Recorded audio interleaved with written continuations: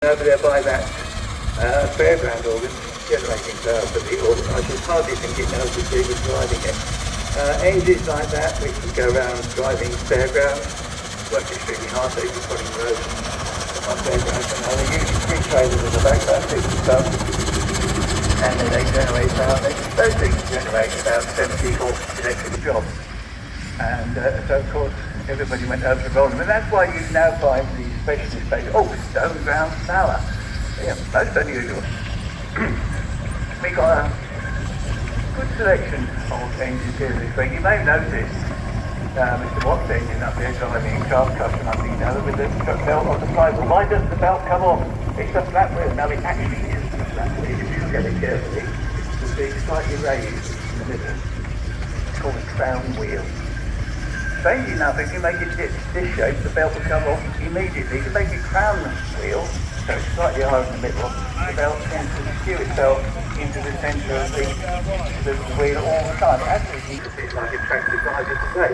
Not only did you know how to drive the traction engine, you needed to know how to set the pressure machine up to press whatever you do. It might be wheat, it might be beans, it might be all sorts of things, and you need to know how to set the machine up to do that. So you'll be keeping the engine going and obviously helping to load the car as well in between times.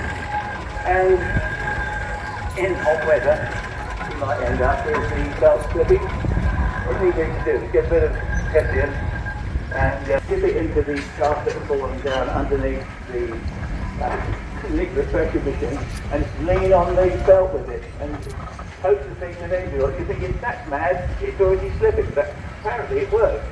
If it was wet weather and it was slipping, you would get some ash and again a bit of Hessian and you put that on the belt and that time it would stop it slipping as well. All these little nibs and things you had to know in order to use these things efficiently. Every single engine was always serially built. They weren't mass produced. Garrett's the only people that got anywhere near to mass produced. They all serially built, and for some strange reason they built all the same bit of drawings. They were all themed differently. They all have their own characteristics, just like people. Engine following is a quite known tractor. This was the result of a change of something. So we're going to steam automatic now. It's a traction engine, really. They're all traction engines. Some of them happen to be set up as rollers.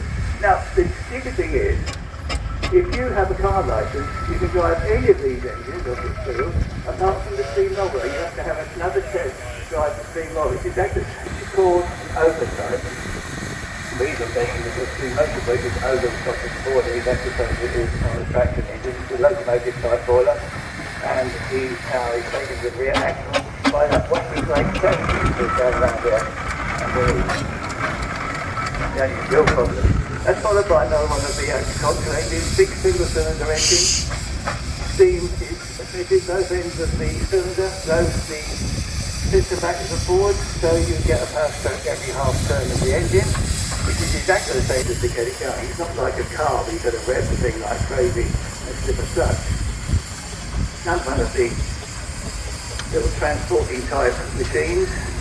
This one is reasonably soft ride on gravel. Once you start getting metal roads, the tarmac and concrete and all the rest of it, you've got solid wheels, you start getting a very rough ride indeed. So a lot of people have rubber tyres fitted, which gives you a more comfortable ride. Actually makes the engine slightly faster. Followed by another steamroller. The first big steamroller was exhibited in Hyde Park. It weighed 50 tons. Absolutely enormous thing. It's a fact that it's a pretty practical road. You want to tear the surface up to relay it. You lower the tires into the ground, drive the engine forward, it rips the road up so it's been relayed. Doesn't do the engine an awful lot of good either. I mean, I've seen engines where this has been going on. It's difficult to see on the side you're standing, but there's a water pump going round on the side of the boiler. That is one way of getting water into the boiler. There's a bypass, don't like that at all. So the water pump is pumping all the time. You have a bypass valve. You know when to go in the boiler, you bypass. There is a plug you open up, just like you would on those little mammals and steam engines you get as a toy, and you fill it up with a bucket or a hose or whatever, and you go on from there. There's also a thing called a steam. Yes, sir. Hang on. We're going to have a chat.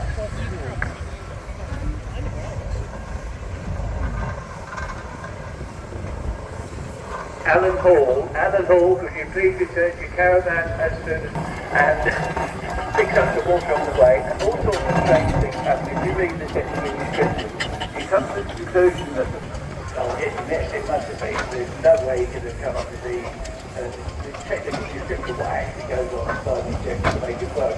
And when you read it, you know this thing about you can't get anything for nothing. And if that is as dry as a bone.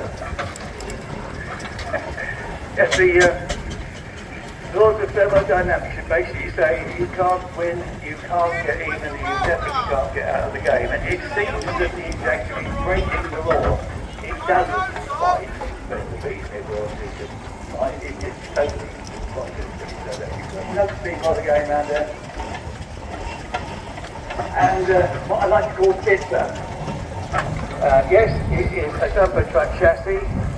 Yes, it is a canopy that they set up to put on it. It was driving a pump. It was on top of the industrial boiler. It was basically it's all been a transfer and they put the whole thing together and had a little bit of fun.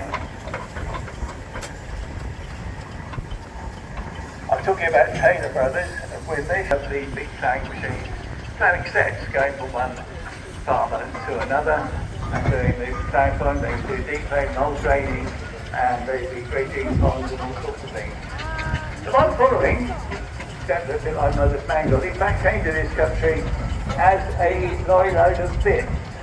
And some people think, wow, that's easy to put together, it's just 3 rollers and a boiler. Actually, no it isn't, there's a lot more to it than that, I can assure you. And I think it's the only one of its kind in this film to set wheels on and change the whole thing over to a traction engine. As I said earlier, if it's a traction engine, you can drive it with your car license, put the folder on, I know you have to set it down. Followed by the testing. One of the Sherman's engines, we were talking about the Sherman's engine a while ago. Great big dial chimney connected to the other one with another belt. The idea was that that one generated the field current to the big one that kept the voltage a more even when you had varying loads going on. The generator is only made by a company called Madden Flat, who had an arrangement with Nikola Tesla to use some of his patents in order to build the machine from the front. He showed the first bracket which is all his controller. And there's this wonderful scene comes on a very, very wet weekend. Somebody was throwing a steamroller out with big armies on. Another one of the larger agricultural engines. I mean, you'd use these things on big farms, or you might be using them to drive straw benches, all sorts of things throughout the farm. Big single cylinder engine again. We have got some competence of expanded again. Why not do it all in one hit? Well, steam, like any other gas, as it expands, gets cold. That's why fish work. And what you don't want to be doing is cooling the cylinder block down too much, because the next charge of steam that goes in there, first thing you have to do is reheat the cylinder back up to exact temperature, and you can lose about a third of your boiler power simply by reheating the cylinder. So a compound engine is a far better idea. Followed by a tipper tractor.